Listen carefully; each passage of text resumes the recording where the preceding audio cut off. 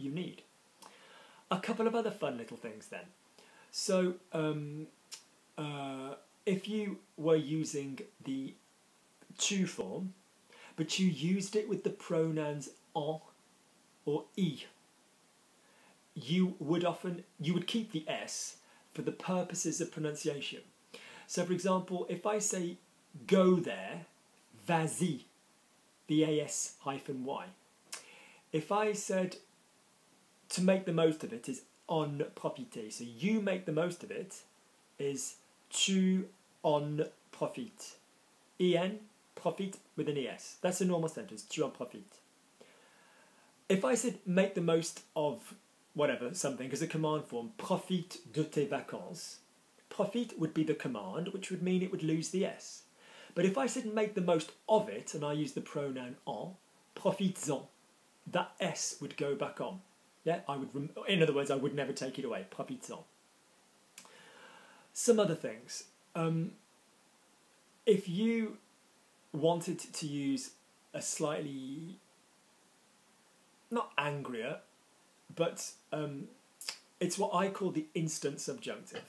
So if I was saying to somebody, do it, I'd say, oi, fais-le. If I said, I want you to do it, je veux que tu le fasses. So if you want to do a simpler form of, oi, I want you to do it, you would say, que tu le fasses, which is kind of like an imperative subjunctive, que tu le fasses. Yeah? So that's something else to play with. No, you don't need to do that every time. If you say write it, écris-le. Yeah? That you write it, que tu l'écrives. Yeah? But that's more of a kind of subjunctive, clever form. The main way of doing it is the imperative that we have talked about. So going back to our vouloir, avoir, savoir, être examples, you might have noticed in France when you go to cash machines and it says, please enter your PIN. Yeah, veuillez saisir votre code.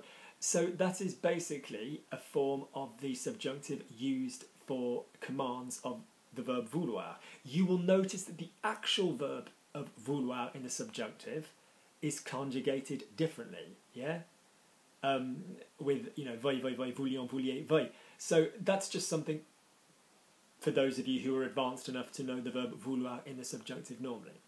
So that is why if you read an instruction, it says veuillez plus a verb, it's basically saying please do this. It's like that you want to do this, you need to want to do this, so do it. Yeah? So that's what that means. It's basically like just a way of asking someone to do something. Okay. You'll see that in alternative things like, you know, on vous prie, je vous prie de, plus the infinitive, you know. Good. So let's do a few examples. Tell me, talking to a tu. Dis-moi, spelt normally, hyphen, M-O-I. Dis-moi. Tell me, dites-moi. Yeah?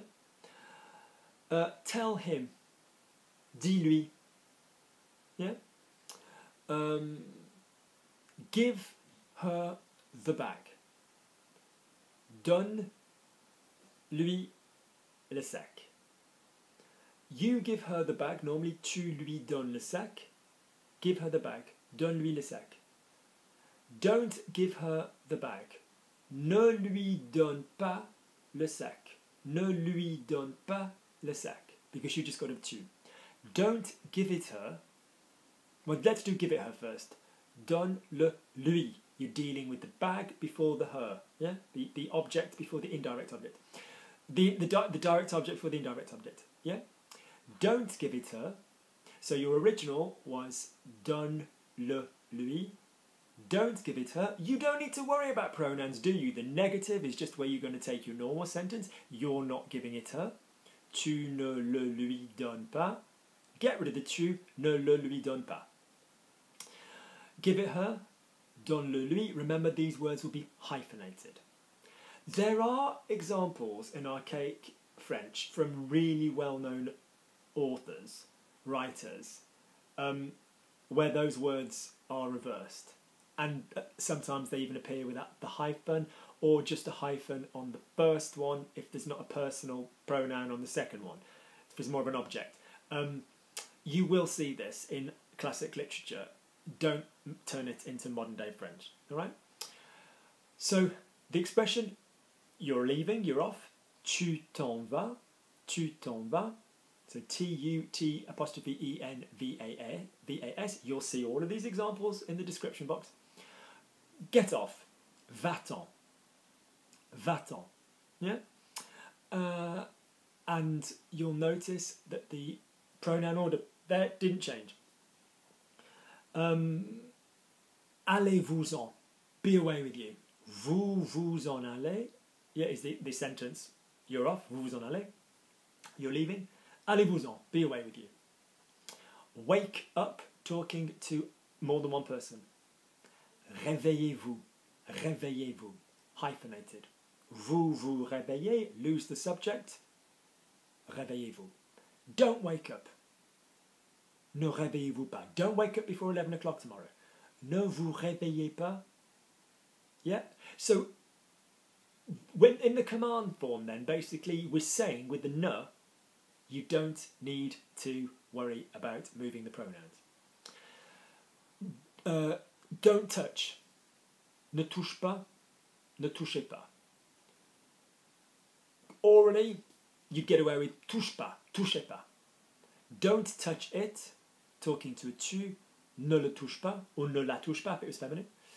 Don't touch it. Talking to vous. Ne le touche pas, ne la touchez pas, depends if it's male or female or whether you're dealing with a tu or a vous, but you would keep the tu, you would keep the ne in for a negative command with a pronoun. I think that's basically covered most bases. If anything else comes to mind, then do have a look. Now you might think, well, why do you write out an instruction? But if it said things like, go and tell him, you know, go and tell him it. Yeah? Va le lui dire or something like that, you know. Go and come and see me. Viens me voir. You know, it's not always orders. I'm happy to hear that you're enjoying yourself in Paris. Come and see me when you have a moment in England. Je suis content d'entendre que vous vous amusez bien à Paris. Venez me voir. À Londres, whatever. En Angleterre.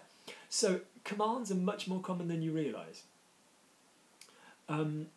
Anything else I need to remind you? Yes, if you are using a command form with an indirect verb. Now, I always say, verbs, you need to know whether verbs are direct or indirect in two main situations. First situation is when dealing with a third person pronoun, so you need to know whether you're dealing with... Well, let me put this properly. You need to know whether a verb is direct or indirect when you are doing it to somebody other than me and te and nous and vous. Because in all of those situations, no one cares less if it's direct or indirect. Me, te, nous, vous are always going to be the same pronouns. Whether it's reflexive, reciprocal, direct, indirect. You need to know if you're dealing with a pronoun for the third person, that's he, she, it, them, they, or whether you are dealing with a name or a noun. So, for example, you tell me, tu me dis. You tell him, you tell yourself, tu te dis.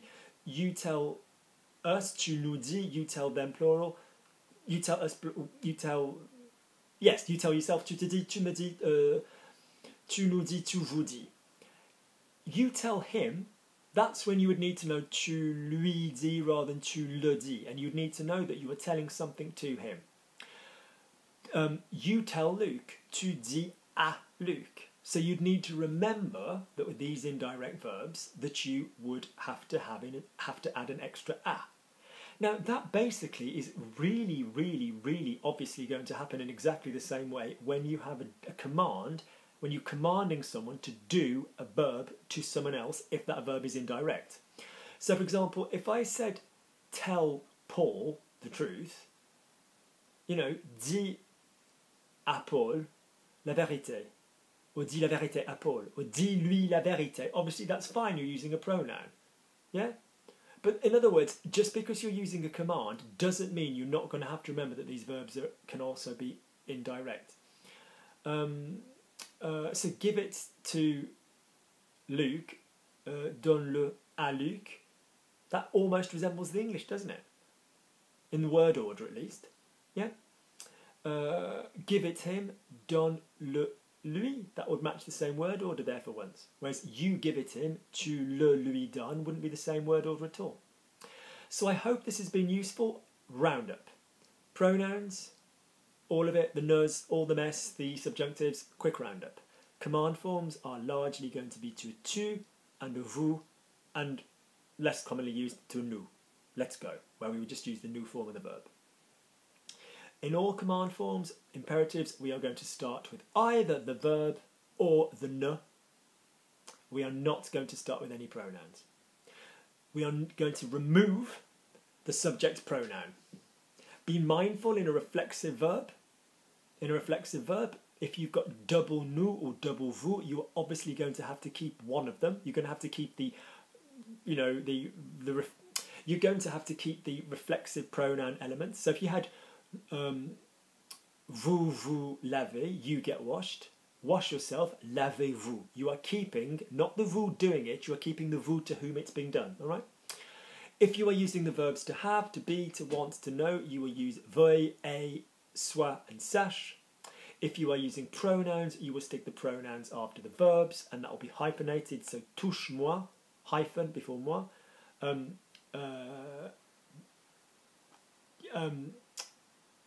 Show him, montre-lui, you're going to do exactly the same thing, but with a hyphen, okay?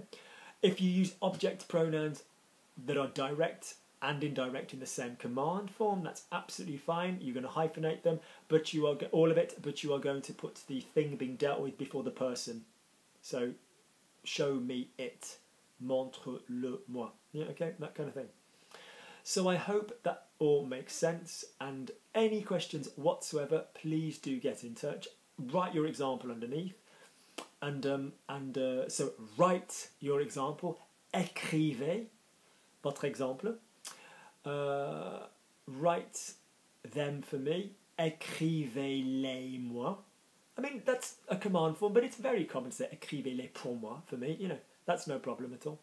So I hope this has been useful. Do please let me know if it's useful. Do please subscribe if you're not already subscribed. Do remember that I sell podcasts on grammar, on vocabulary, and on translation. And yeah, anything else at all about the imperative, the command form that you don't think was mentioned in this video, ask me a question underneath and I will answer it for you. If you want to ask me a question that's a little bit more complicated, you can email me. The About section on my channel contains my address, and it even contains my WhatsApp number, which is +44 7899 732 838. Send me a WhatsApp and I will send you a voice file back explaining your problem. Alright, take care guys, speak to you very, very soon.